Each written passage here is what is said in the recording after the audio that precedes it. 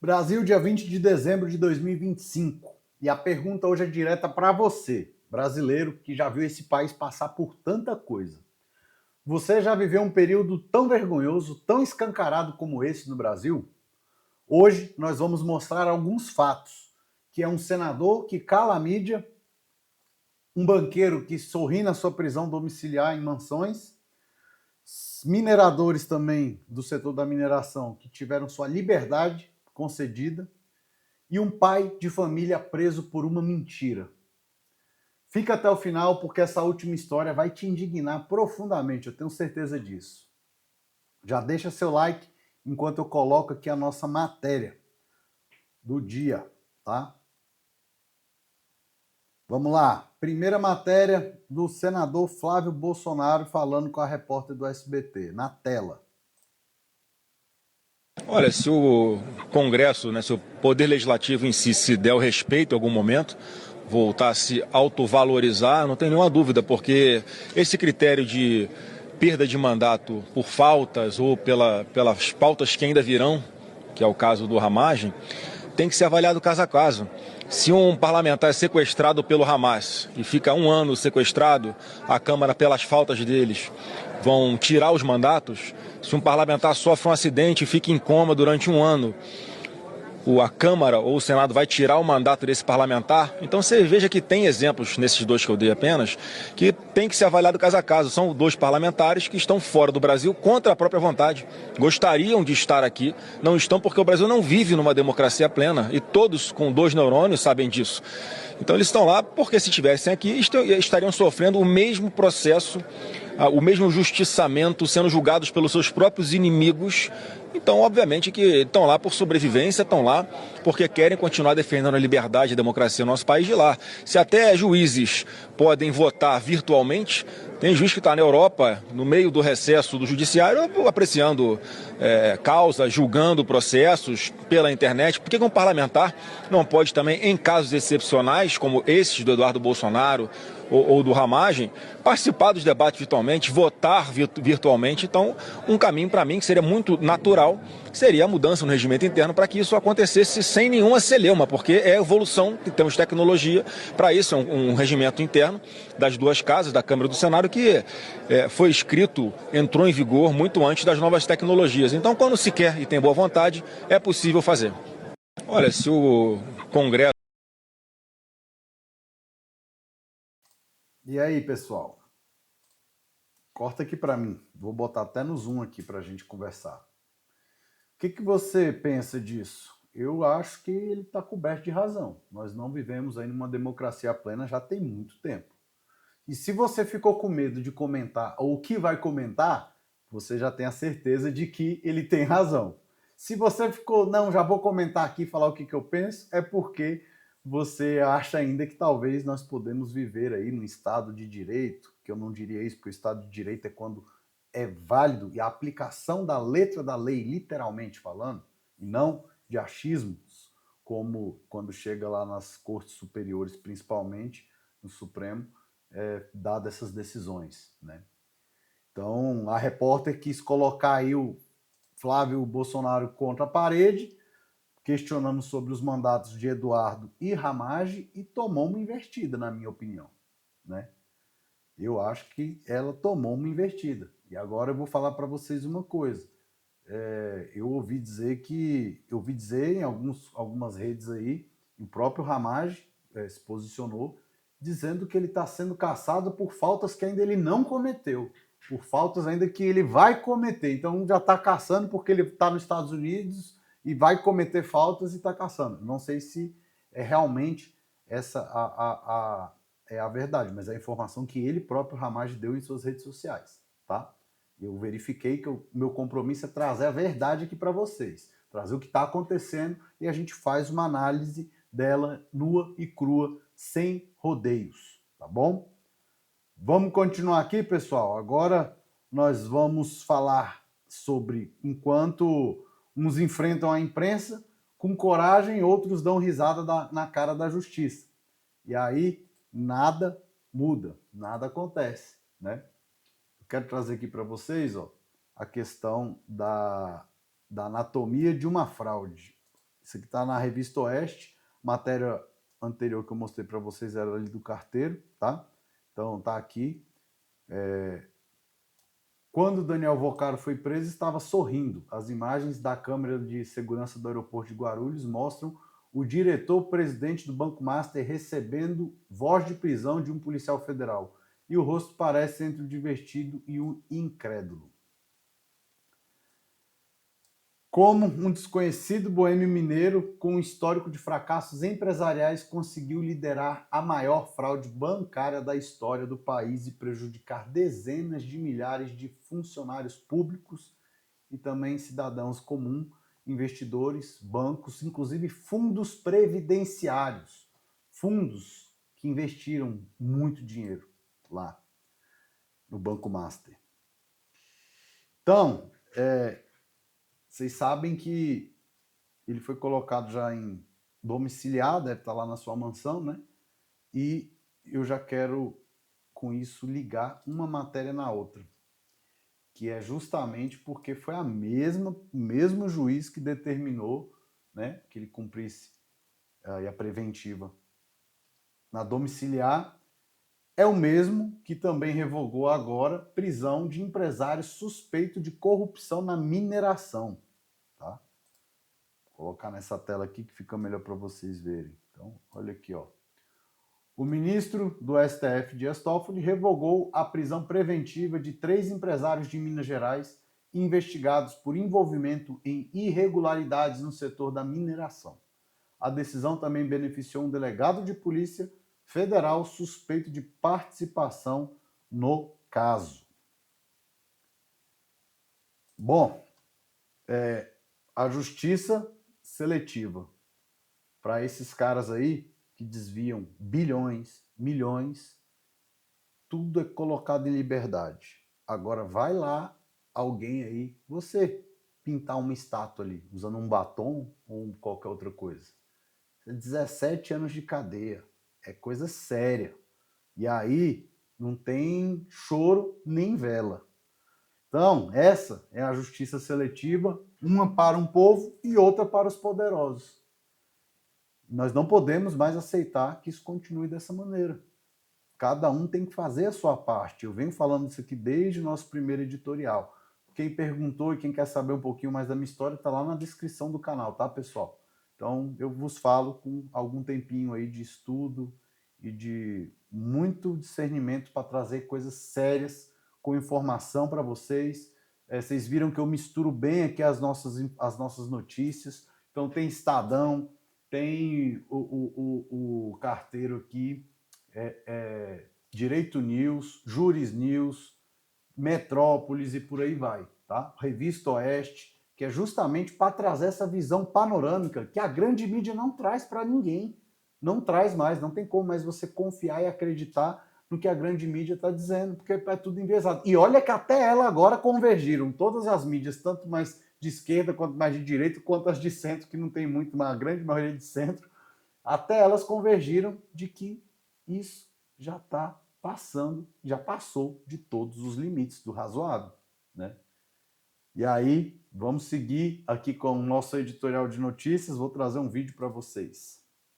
Para 2026, creio termos um encontro marcado com alguns temas relevantes, dentre eles, a atuação firme do Tribunal para garantir a independência e autonomia do Poder Judiciário, aprimoramento da qualidade de julgamentos per curiam, proteção da institucionalidade do Estado de Direito Democrático e consolidação de uma rede latino-americana e caribenha de defesa da independência e autonomia judicial. Vale dizer, projetos também voltados para as relações institucionais com as Cortes Supremas e Tribunais Constitucionais dos países da América Latina. Atuação pelos direitos humanos e fundamentais, inclusive no Sistema Interamericano de Direitos Humanos. Proteção da infância e da juventude, dos idosos e da mulher contra inúmeras formas de violência. Compromisso com a segurança jurídica, transparência e sustentabilidade. Também temos um encontro marcado com o tema da remuneração da magistratura e reiteremos, transparência é a chave quanto às modalidades de remuneração. Nosso respeito intransigente à dignidade e valorização da carreira irá, na mesma medida, conter abusos. Também encontro com a reafirmação do compromisso com ações fundadas na acessibilidade, na inclusão e no respeito às diferenças e à diversidade, as diretrizes e normas de conduta para os tribunais superiores, a magistratura em todas as instâncias e também no Supremo Tribunal Federal. Reforma administrativa no âmbito da presidência do tribunal e consolidação do Centro de Estudos Constitucionais. Ações conjuntas para o sistema prisional, defendendo gestão e financiamento como ferramentas para reduzir o fortalecimento de facções e reiterando que políticas de segurança pública devem andar juntas com proteção de direitos fundamentais. Também um compromisso com a equidade racial e combate ao racismo, acesso à justiça aos mais vulneráveis. Para 2026, creio termos um encontro marcado com alguns temas relevantes, dentre eles, atuação firme do Tribunal para garantir a independência e autonomia do Poder Judiciário, aprimoramento da qualidade. E aí, pessoal, o que você me diz? 3 pontos que me chamaram a atenção desse posicionamento do Edson Fachin. Primeiro, vocês viram que ele falou sobre os penduricalhos do judiciário, os super salários, que vai retirar, que vai fiscalizar. Mas por que vai esperar virar o ano para começar a poder fazer cumprir a lei, cumprir o teto constitucional? Como eu já falei também nos outros editoriais, isso aí é uma mina de dinheiro, eles ganham um monte de benefícios, um monte de bonificação, que extrapola em muito o teto constitucional, ministro, desembargador, juiz, todos. Nosso poder judiciário é o mais caro do mundo. Do mundo. E isso beira o absurdo. A outra coisa que me chamou bastante a atenção aqui foi a questão que ele diz dos aposentados, do idoso, da proteção aos idosos. Eu quero saber de você, idoso. Você se sente protegido? Você se sente acolhido pelo Estado, pela própria Previdência, pelo INSS?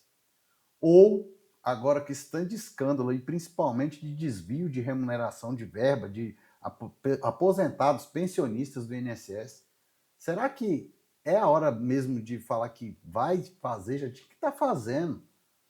E a outra coisa que também me chamou muita atenção nesse comentário, nesse discurso do ministro, é com relação às facções criminosas. As facções, ele diz que vai ajudar a combater. Você acredita nisso? Será que esse povo vai combater mesmo o crime organizado? Ou será que esse crime organizado já está enraizado nas entranhas do poder da nossa capital? Não só da capital, da nossa nação.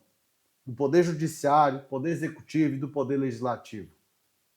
Mas tudo tem solução. E eu espero que realmente a gente consiga avançar aí para poder combater principalmente o crime organizado, dar a segurança que os nossos idosos e crianças principalmente precisam no nosso país e também cortar penduricalhos de tudo e todos. Vamos fazer cumprir a lei, é apenas isso. Aí sim nós estaremos voltando no nosso Estado de Direito, para depois falar em democracia. Enquanto a lei não é cumprida da forma literal que ela está escrita, nós não podemos falar em democracia. Tem que voltar ao Estado de Direito para depois a gente falar de democracia novamente, que aí é a vontade do povo, mas Estado de Direito, cumprimento de leis. Cumpriu as leis, vontade do povo, e as duas coisas andam juntas. Agora, quando você não tem a vontade do povo e não cumpre as leis, e a aplicação das leis pelo próprio judiciário, às vezes, é de forma totalmente invertida, então a gente não pode falar que vive em um Estado de Direito. Me desculpe, é a minha opinião, você pode ter a sua, e eu respeito a sua, e como eu digo sempre aqui, lutaremos e lutarei para que você tenha o direito ainda de expressar a sua opinião. Então, mesmo que você pense diferente, pode me contar aqui, que eu estou lendo quase todos os comentários, tem dia que não dá, mas respondo vários, e eu olho todos os pontos de vista de vocês, tá bom? Desculpa, me empolguei, né, pessoal? Desculpa. Vamos lá, sem rodeio, como eu falo para vocês, e eu quero trazer agora essa notícia para fazer um paralelo com todas as outras que vocês estão vendo por aqui. Olha isso aqui, pessoal, vou botar na 3D para, acho que dá para ler direitinho aqui, ó. Tela 3D, viu? O negócio tá chique.